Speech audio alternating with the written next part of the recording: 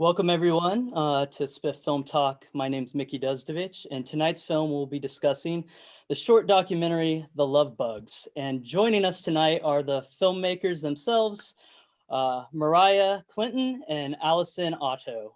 Welcome, both of you. Thank you so much for joining us this evening. Yeah, thank you for doing it. Thank you for having us. Oh, you're very welcome. So yeah, I wanted to first talk about a little bit about the idea of this this film. Where did the concept to do this film come from? Yeah, I mean, I grew up, my grandpa was a zoologist, and when I was a kid, he taught me how to grow mosquitoes and how to mount butterflies.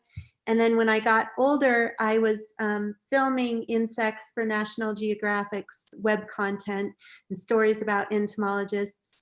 But I was also doing a lot of character-driven content. And so when Charlie and Lois went public with their collection in 2017, and I read about them, I was just immediately enamored. It felt like, you know, a perfect storm of exactly the kind of story I like to tell.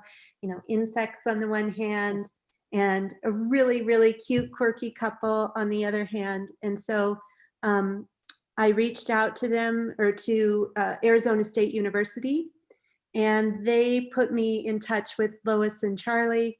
And the moment I started talking to them, I was already in love. And from there, it was just a matter of convincing them to let us come film their story. Yeah. And Mariah, how did you end up getting involved? So Allison and I had met at graduate school, and I happened to be working on a project at that time. So from there, she came and helped me out filming, and we had decided to co-direct a piece together. So the minute she found out about this story, she shared it with me, and I was immediately on board, and I was making my way from the East Coast out to Colorado. But the O'Briens are just incredible. I mean, when you're in their presence and speaking with them, one of the things that I always say, and I'm always really, you know, not shocked by, but when you see their collection, it's a big deal, and they're just so humble. They're really good people. So I was excited to be a part of the project.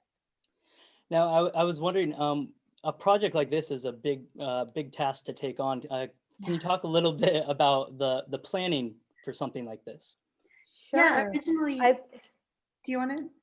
Oh, I was just going to quickly say, I think in the planning stages of this project, you know, a lot of thought went into how to balance both the humanity of the O'Briens as well as their background in science, and to merge the two to show that they weren't only people that had this incredible collection, but they had a story, and they had a companionship and love that they were sharing. So in the initial stages of thinking of pre-production and how we were going to approach this, from the start, Allison and I knew it would be a collaborative experience with other people and with animations. We really wanted to show that balance between science and the remarkable characters of the O'Briens.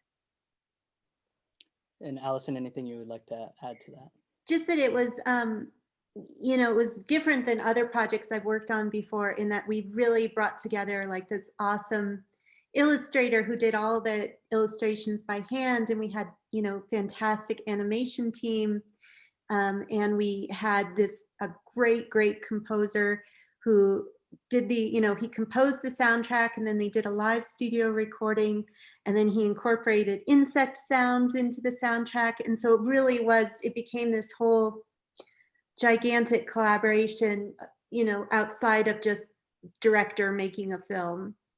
So it's almost like having like 4 or 5 directors, each one with their own specialty. And it was amazing. I do want to touch a little bit on the music by Mark Crawford. Yeah. I actually, listening to that whole soundtrack is quite exhilarating, because it feels very much like a Pixar film, and that's he gives that extra sound that just really brings you in, so it makes you happy. I wanted to talk to you a little bit about how he got involved, and did he just choose all the music, or create the music, or did you have some concepts for him? Yeah, I mean, I had worked with him previously on a couple other films. And when he was, he lives here in Colorado, he's a friend of mine. And when I approached him about this, I told him, it's this love story, and I'm kind of thinking of the music from Up, portions of that. And then I show him some footage or tell him kind of who these people are. And then he's amazing. He really goes to town with things. And the theme song was actually a love song that he'd written about his wife, that he composed to represent him and his wife. And it was something that he'd written a couple years ago, or that had been floating around in his head. And he just realized that this was the perfect fit for it. And then he'd been bugging me, or not bugging me, but he'd been saying, could we ever do a studio recording, like a live studio recording? And I was like, I don't think we have the money, Mark. But then at the very end, we got, a funder to come in, and the funder said specifically, I want to fund a live studio recording. And so Mark he was thrilled. And so he brought together all his local musician friends, and they spent, I think, a week in the recording studio. And then he would ask them to kind of to do some riffing, use your instrument to make sounds that, resemble an insect, just give it a try. And people came up with some amazing things that he would then kind of blend into the soundtrack. And he's gone on to then score a feature film. He scored The Social Dilemma. And he's I can't speak highly enough of him. He's awesome. And I want to talk a little bit about the structure of the film itself, and how you went about creating it the way you did, with adding the animation, which you had mentioned. And was this something that you set out to make a shorter film, or did it just you're always planning on the half hour? What story were you going with when you originally started this project? That's a great question. Initially, Allison and I thought it would be a much shorter film, and that's what we had planned for. Definitely somewhere around 10 minutes. And we got there and we were like, there's a much bigger story here and so much more to tell. And in that process, we had already known that we wanted the animations. We knew that we wanted the insects to come to life, and to have that really show through the music and the illustrations, but then with the combination of the animations as well. But really seeing a fuller story once we got there was something that came to fruition, and really understanding the backstory of both Charlie and Lois and their journey, and Charlie sharing, the chance of possibly writing a book, or Lois wanting him to do that, or also, the journeys that they had in when they were collecting. So it turned into something much bigger than we had initially planned, but it ended up being the best thing to do to show their story in the best way. Yeah, we wanted the animations to be really playful. And it's funny because tonight the animation team is up for an award, the Motion Awards, for Best Motion Graphics in a Documentary Film. And it's like their version of the Oscars. But we called on another friend of mine who was an illustrator, and she'd never drawn illustrations for a film before, so this was her first time. But I gave her, pictures of the insects, and she really just gorgeously brought them to life with the watercolors and the line drawings, and it just gave it, a lot of character. It wasn't Pixar animation. It's much more organic. Jenny Nichols is the illustrator. Yeah, Jenny Nichols. And Massive FX is the animation team that worked on the animation. Well, congratulations to them on the award, the chance to win that tonight. I hope it all works out for them. I think it will. Yeah. Yeah. Well, the animation is quite stunning and beautiful, and it really ties the film together so nicely with its like you were saying, the watercolors and everything, and to be able to bring the bugs that actually are not alive is quite lovely. And speaking about bringing them alive, I want to talk a little bit about the cinematography, because it is quite interesting how you are shooting something that is not alive, yet you are making it feel so real through the lens. Can you talk a little bit about that cinematography on those bugs? Yeah, I mean, it came from, my background filming bugs for Nat Geo. And I love, like, it's one of my favorite things to do is to film bugs.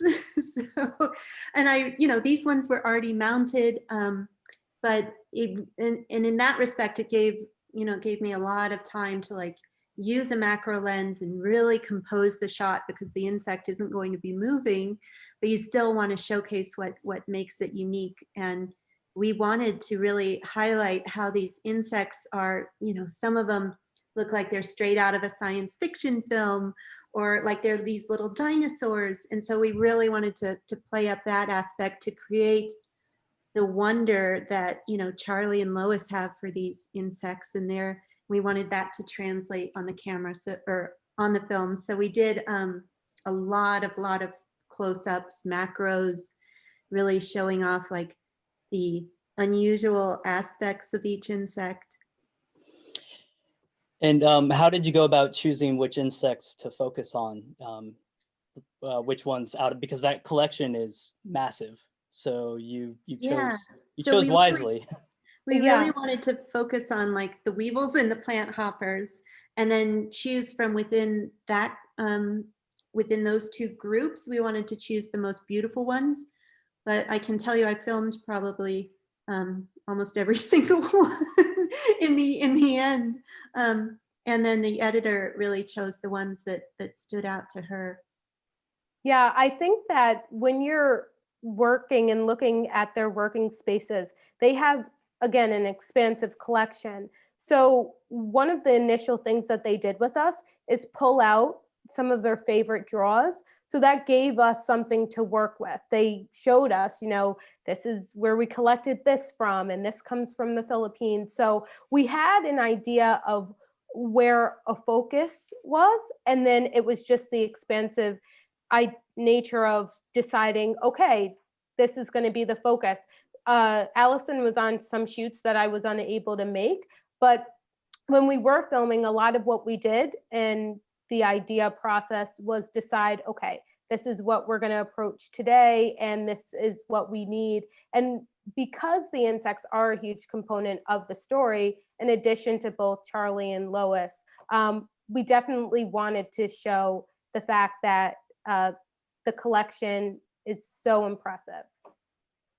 Yeah, and then we started to get a little playful in terms of which insects, asking Lois, and like, if you could be an insect, which insect would you be? And then, of course, she gets excited about it and wants to talk, in depth about this plant hopper that she specifically loves and why she loves it. And, doing things like that really helped kind of add some humor into the film, but also bring out the passion that they both feel for these insects. Now, before they were to pass this collection on to ASU, were there any other institutions that you know of that were trying to get a hold of it, such as the Smithsonian? It would be one that I would think would really want that. Do you know of any? I know that Nico Franz at Arizona State was Charlie's protege. Okay. And so I think that institution, Arizona State, always was a front runner. But I know that they did talk to other organizations. But throughout the years, they also, made the collection available to any entomologist that wanted to come through and study it in their house. And they'd open up all their doors, and they had a guest book for every entomologist who came to visit. So by the time, over the years, by the end, they had like a who's who of entomology, people who had come through. So it was always available for people to see and use. And that's it's going to be that same way at Arizona State. It's available for the public to use. And because they're digitizing everything, people can just entomologists around the world can just look up at these insects.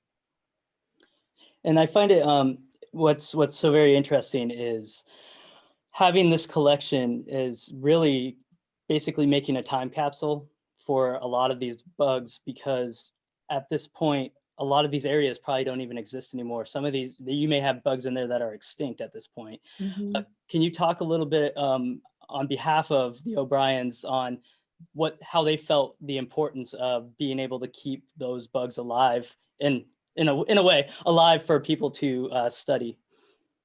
Yeah, I would say that it was paramount for them to both spend the time that they did with the collections that they had.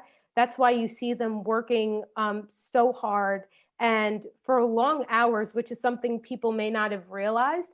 It was something that they spent hours on each day, even really after retirement, to preserve these collections, to preserve the memory of these insects. Something that I was shocked by when I was there was how many times they were discovering new species of insects. And it was just something that was like commonplace for them. Wow, just discovered a new species.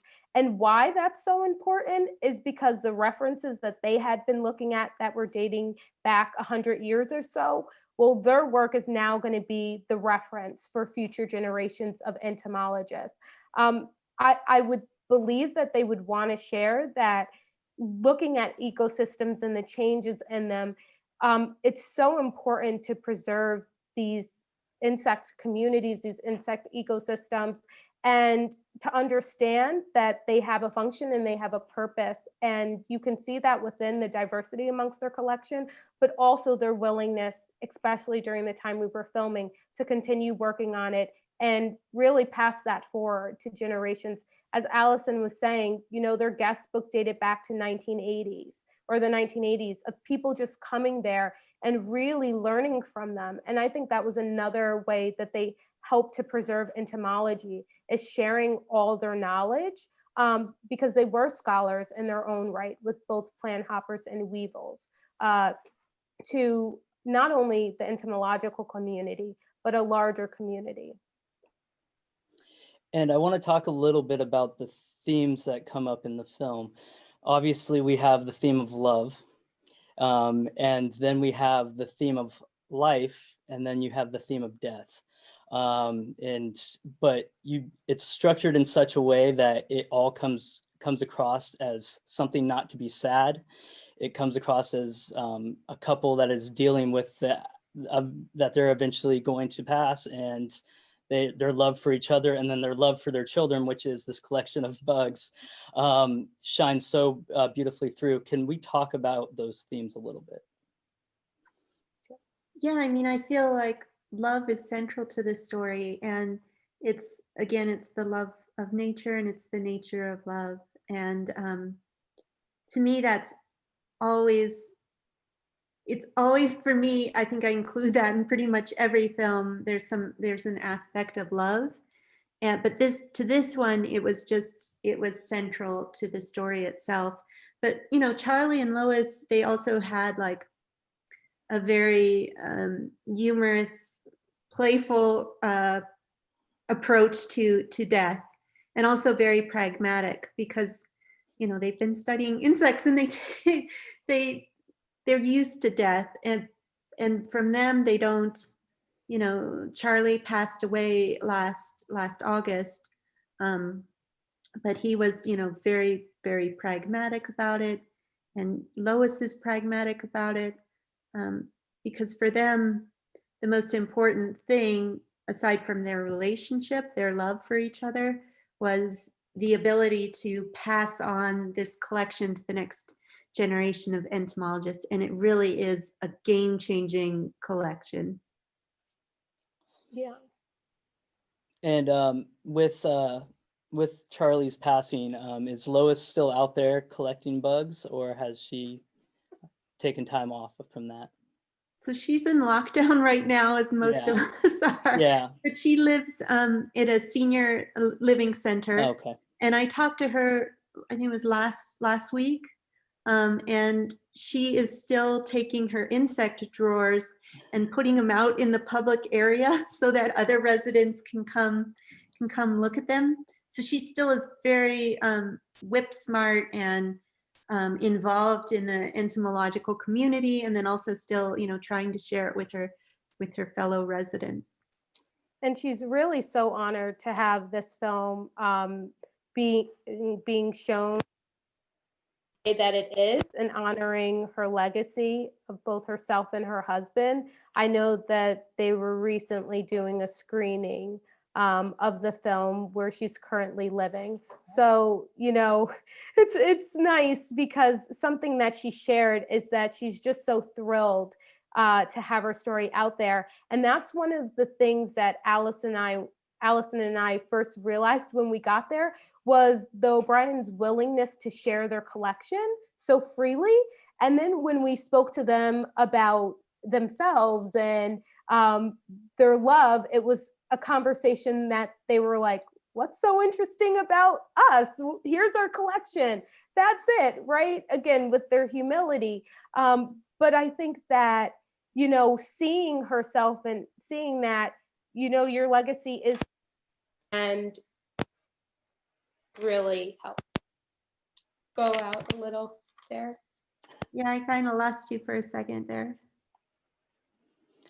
Yeah, so you mentioned legacy, so I actually wanted to talk a little bit about that, because you took on a task where now this film is basically a part of their collection. Mm-hmm. And it's such an amazing thing to make this so their legacy could live on. What is it for you being able to provide this legacy for everyone else to see? Oh gosh, I mean, for us, I didn't realize at the time that I was making it the kind of impact, or as we were putting it all together, the kind of impact it would have. So for me personally, I think the legacy is still something I'm discovering. But so many people have said that they love the film because of the relationship between Charlie and Lois. And Lois had said last time I talked to her that her goal in life was to, if she could get through a day where people would smile, at something that she had done, that she would be, she would feel thrilled. And so the idea that I told her, Lois, thousands of people are smiling when they watch this story. And it just made her so happy, and I could hear her laughing. But I know that when we were finishing up the film and I took Charlie and Lois a final cut of it, I was so nervous, because we wanted them to love the film. And I told them as we were sitting down, I said, we're going to call this film The Love Bugs. And Charlie and Lois was like, why are you going to do that? A love bug is a pest. And we'd given them like this little paper where they could put down their feedback, their thoughts on the film. And I was watching Charlie out of the corner of my eye, and he wrote down the love bugs, and then he put no and underlined it. And this was before he started watching the film, and so I was super nervous. But then as they began to watch it and I could see them laughing and reacting, at the end of it, Lois said, I can see now why you called it The Love Bugs. And so knowing that they were happy with it and that it would become a part of their legacy was just, I think for Mariah and myself, it was really heartwarming. And then to see how it's just blossomed from there and become something bigger than we ever dreamt of is still, I think, something we're coming to terms with. But we love, that people are so happy when they watch it, especially in a year like this, just to have people be so thrilled and happy and laughing makes us feel very good. And when it comes to films, any film, when it comes down to the editing, there's always stuff that has to be cut so you can have a better pacing of a story. How much footage did you end up having to cut from this, and was there anything that you really wish you could have left in? I think that's a great question also. Sorry, my audio had cut out before. I think that in terms of approaching this, the majority of the insect footage we had that was used.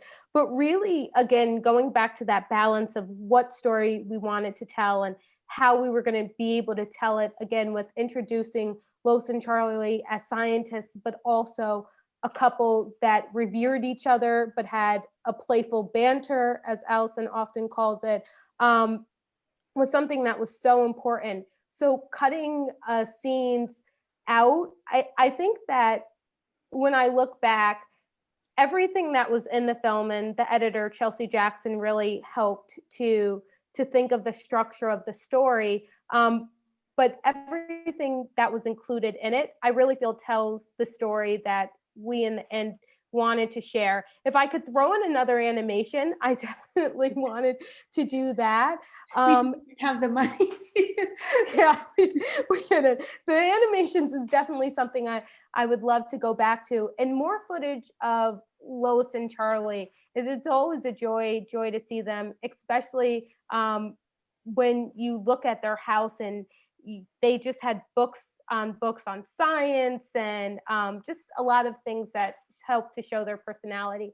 But overall, I felt that, I would say, Allison, you can add to that as well, the majority of the insect footage we used, and a lot of what we tried to work together to do was to find the thread lines through and the themes that you were talking about, and always be consistent in pushing that forward. Yeah, I think we got the best footage in there, or most of the stuff that we wanted to get in there.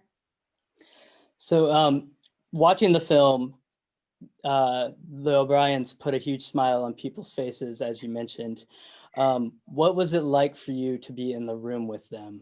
And was it just something that you could just feed off of their love for one another and their humorous ways of how they talk to each other? Yeah, I think when, as I was filming, they don't often realize how humorous their interactions are. But for me, when I'm there, it's very much an intuitive process in filming them, and kind of trying to recognize in the moment why what they're doing is humorous. But yeah, they are just in person. They're pretty hilarious, and nothing that was in the film was ever staged. So those interactions that they're having are real. And like in the beginning of the film, where they both leave the frame at the same time, they both kind of go their own ways. That was something that just we didn't stage either. That just happened, and as it was happening, I remember thinking, "Oh my God, this is going to be so funny, and we got to keep filming it." But yeah, they would just do little like humorous interactions and banter.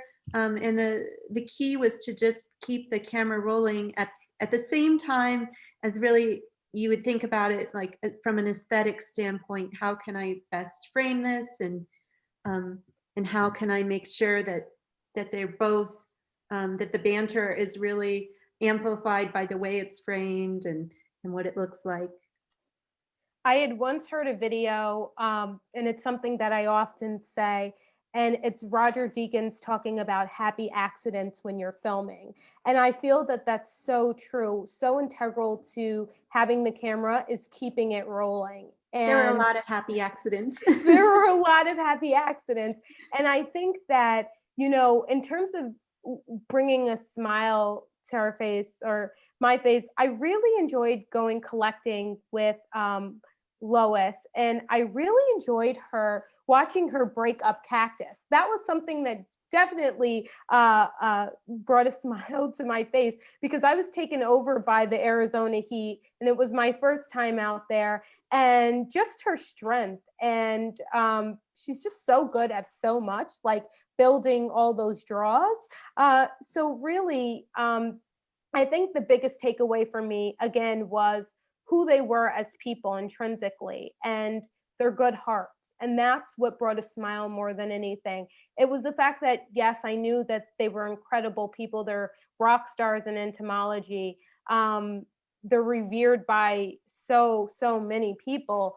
But at the same time, they're good people at their core. And that is something that I think is an incredible thing. I think for me, another thing that I really enjoyed about, filming them, because I went down there in total 7 times, was that the way that they would start to talk about things that are more intense, like death, or like the fact that they were unable to have children, and those kind of moments, I think for me are the most are a couple of the most powerful moments in the film, because it makes them human, and it makes them, people can see themselves in the O'Briens. And for me, like the humorous moments are great, and they're really sweet, but also the more serious moments, I think, can be um, very touching and relatable. So for me, as those were unfolding as I was filming, it just felt like a very special thing to be able to film, and I was really, honored by it. Well, you both did a wonderful job balancing that emotion when it comes down to it, and it shines through beautifully. And just getting towards wrapping up, I actually wanted to ask each one of you, what is your favorite weevil or plant hoppers? What did you have a favorite bug from their collection that you enjoyed the most? I definitely love the clown weevil, and it's something that Charlie said he loved as well. But I really enjoyed looking at them. I love the diversity amongst them, and they're my favorite. Yeah, I had a couple favorites. I love the giraffe weevil, which you see in the very beginning, the illustration. And then also, I've become enamored with the stock-eyed fly. I don't know if you've seen that one at all, or if you're familiar with it, but it's a fly, and then its eyes are out here. So it's got these two appendages that extend out, and it's a really unusual, quirky fly. Well, I know what I'm Googling tonight when we get off Oh my this gosh, call. you've got to Google it. It is it is so good, the stock-eyed fly. And one final thing, award season is coming up. Is there any plans? Yes, Yes. we have a big announcement. Yeah, we are in contention for one of the biggest awards for next year. I don't know if we can officially say the name, but I think it's pretty obvious which one it is. But yeah, this is the first time for either of us that we've been involved in an awards campaign of this magnitude. And we're just honored and thrilled. And now everything is just ramping up to an entirely new level. But to be able to share this story and to take it to that kind of a level is just, it's a dream come true. It's really been, this whole film has really been the little engine that could, because we weren't funded up front by Netflix or by HBO, and it was really bootstrapped, and it just kind of grew through word of mouth and a string of Audience Choice Awards, and things got bigger and bigger until, PBS acquired it for POV Shorts, and then now they submitted it on our behalf for a very big award.